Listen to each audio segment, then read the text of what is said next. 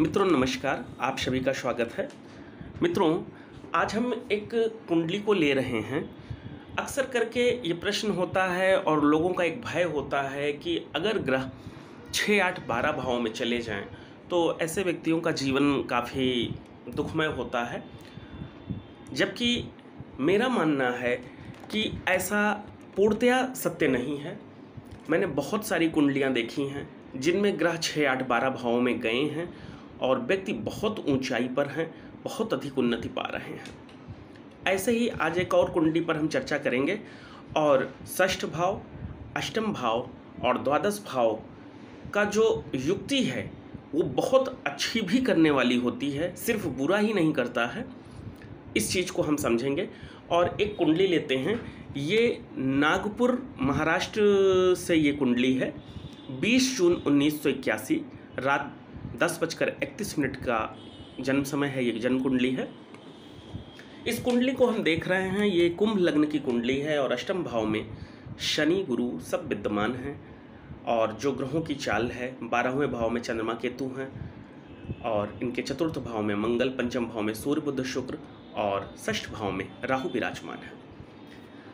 मित्रों, क्या सिर्फ इतने ग्रह दशा को देख करके ही हम किसी की कुंडली पे कुछ भी बोल देंगे कि इनका जीवन अच्छा नहीं जाएगा या बुरा जाएगा? ऐसा बिल्कुल नहीं है। हमेशा समझ लीजिए, जब भी जन्म कुंडली में 6, 8, 12 में कुंडली के मुख्य जो ग्रह होते हैं, यानी कि जो त्रिकोण या मुख्य रूप से जो केंद्र और त्रिकोण के ग्रह अगर चले जाते हैं तो ऐसी कंडीशन में पहली चीज़, व्यक्ति जीवन में संघर्ष अवश्य लेगा। उसको उन्नति तो मिलेगी लेकिन खूब सारे संघर्ष करके। अब यहाँ पे देखा जाता है कि ग्रहों के योग कैसे हैं। अगर कुंडली में योग अच्छे हैं तो संघर्ष करके वह व्यक्ति उन्नति को पा लेता है, इसमें कोई दो राय नहीं होता है। जैसे इस कुंडली में 3 प्रकार के राजयोग मौजूद हैं।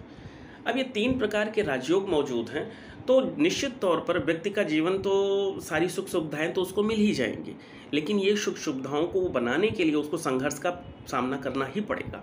दूसरी चीज़, ऐसे व्यक्ति जो हैं अपने जो भी जीवन में पाते हैं सिर्फ और सिर्फ संघर्ष के दम पर पाते हैं, नॉर्मल तरीके से नहीं पा पाते हैं। ये एक आम बात होती है। तीसरी चीज़, जो ये कुंडली है, इस कुंडली में गुरु जो है ये लग्नेश के साथ अष्टम जाकर हो गया है। ऐसे लोग अक्सर करके अपने जो भी काम करते हैं वो दुनिया को नहीं मालूम होता है। वो अपने तिकड़म के साथ काम करते रहते हैं और दिखावा नहीं करते हैं। वो अपने अंदर छिप छिप कर काम करते रहते हैं, संघर्ष करते रहते हैं। वो क्या काम करेंगे, कब करेंगे, कैसे करेंगे, इसका किसी को पता नहीं होता है और इस तरीके से वो आगे का जो उन्नति होती है वो प्राप्त करते हैं। मित्रों, इस कुंडली में बुध जो है वक्री हो गया है। देखने में कुंडली में बुध जो है वक्री ग्रह अष्टमेश हो जाए तो उसको लोग समझते हैं कि ये नुकसान करेगा, परंतु यहाँ ऐसा नहीं है। वक्री ग्रह अगर स्वग्रही हो जाए तो वह शुभ भी माना जाता है, बशर्ते वो केंद्र त्रिकोण का स्वामी होना चाहिए। तो वो चीज़ यहाँ पर है। इसलिए ये जो व्यक्ति होंगे बहुत अधिक बुद्धिमत्ता के साथ ही अपना काम करेंगे और इनके चातुर्य, बुद्धिमानी और दिमाग के माध्यम से खूब धनार्जन करने वाले व्यक्ति होंगे।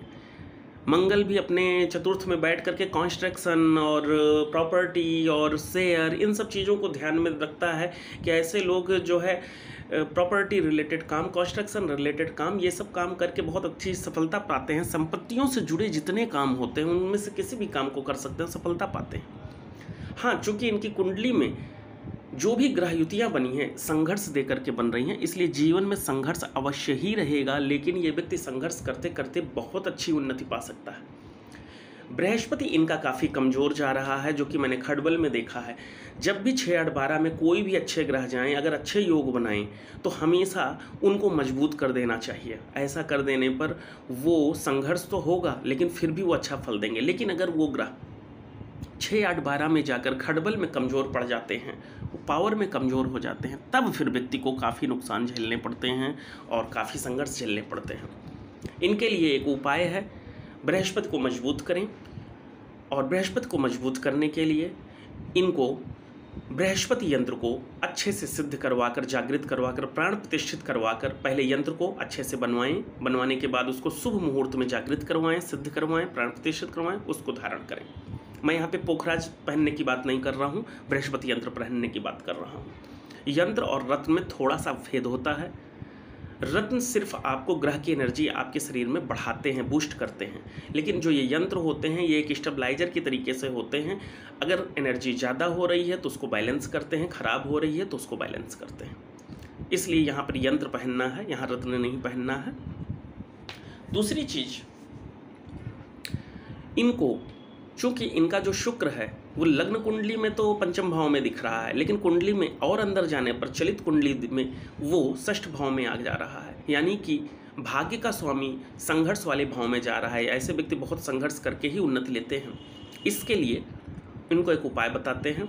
किसी भी गौशाला में सफ़ेद ज्वार का आटा गाय के अच्छे चारे के साथ में मिलवा करके गौशाला में दान करें, अपने वजन से अधिकतम जो भी संभव हो। ये काम महीने में एक बार, 6 महीने में एक बार, या कम से कम साल में एक बार अवश्य करें। ऐसा करते रहेंगे तो इनको बहुत अच्छी उन्नति मिलेगी। इनके जीवन की जो भी परेशानियां हैं सब दूर होंगी। और इनकी कुंडली में कुछ ऐसे योग बने हैं कि जिसमें व्यक्ति को मानसिक कष्ट, आत्मिक कष्ट, दोनों कष्ट रहता है। यानी कि जीवन में ऊंचाई, तरक्की सब संघर्ष के साथ मिलेगी, पर मिलेगी अवश्य। दूसरी चीज़, मानसिक कष्ट और आत्मिक कष्ट, ये सब चीज़ें एक तरीके से लाइफ में जुड़ी ही रहेंगी। तो इनको अपने लाइफ का पार्ट मान लीजिएगा अगर ऐसा कुछ रहता है। लेकिन हाँ, आपको उन्नति बहुत अच्छी मिलेगी, इसमें कोई दो राय नहीं है। अच्छे से आप मेहनत करिए, खूब सारी उन्नति पाएंगे। और गौशाला में जो मैंने दान बताया है ये दान करिए। इस दान के साथ में अगर आप सरसों के खली का, सरसों के तेल निकालने पे जो अवशिष्ट भाग निकलता है जिसको खली, खरी ऐसे बोलते हैं, का अगर आप गौशाला में महीने, 2 महीने, 3 महीने में एक बार अच्छी मात्रा में दान करते रहेंगे तो आपका स्वास्थ्य भी अच्छा रहेगा, कैरियर बहुत अच्छा जाएगा और जीवन के समस्त जो अशुभ हैं वो दूर हो जाएंगे। आज के लिए इतना ही। कुंडली कहीं से बुरी नहीं है, कुंडली अच्छी है। हाँ, संघर्ष के साथ जीवन अच्छा बनेगा आपका, लेकिन जीवन बहुत अच्छा बनेगा। खूब सारी प्रॉपर्टी होगी, खूब धन होगा, सब कुछ, सारी सुविधाएं पाएंगे। बौद्धिक क्षमता के दम पर खूब सारा पैसा कमाएंगे। जय महादेव।